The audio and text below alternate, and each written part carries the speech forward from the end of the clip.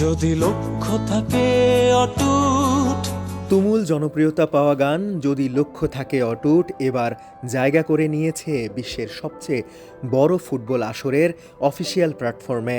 FIFA বিশ্বকাপের official Facebook পেজে ব্রাজিলের মিডফিল্ডার কাসেমিরোর প্রত্যাবর্তনের প্রতীক হিসাবে ব্যবহার করা হয়েছে যদি লক্ষ্য থাকে অটুট, বিশ্বাস হৃদয়ে এই লাইনগুলো।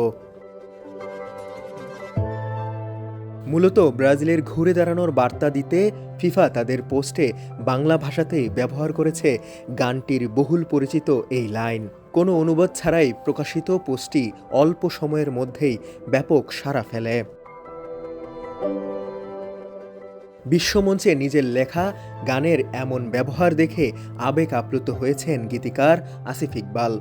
নিজের ফেসবুক অ্যাকাউন্টে স্মৃতিচারণ করে তিনি জানান, ২০০৪ সালে ক্লোজ আপ ওয়ান তোমাকেই খুঁজছে বাংলাদেশ প্রতিযোগিতার জন্য এই গানটি লিখেছিলেন তিনি।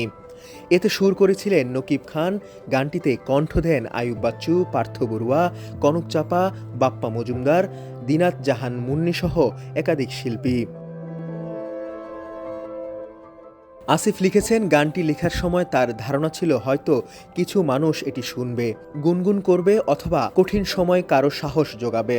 কিন্তু সময়ের সঙ্গে গানটি শিল্পীদের গণ্ডি ছাড়িয়েও হয়ে ওঠে কোটি মানুষের প্রেরণার প্রতীক। তবে ফিফা বিশ্বকাপের অফিসিয়াল পেজে নিজের লেখা দেখতে পারবেন এমন কল্পনাও করেননি তিনি। এই বিষয়ে নিজে স্ট্যাটাসে তিনি লিখেছেন, আল্লাহর পরিকল্পনা আমার পরিকল্পনার চেয়েও অনেক বড়। আজ সেই একই লাইন ফিফা বিশ্বকাপের অফিসিয়াল পেজে।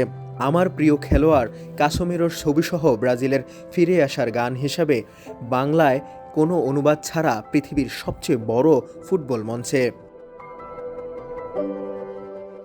এই স্বীকৃতিকে নিজের ব্যক্তিগত অর্জন হিসাবে নয়, বরং বাংলা ভাষা ও বাংলাদেশের সম্মান হিসেবেই দেখছেন আসিফ ইকবাল।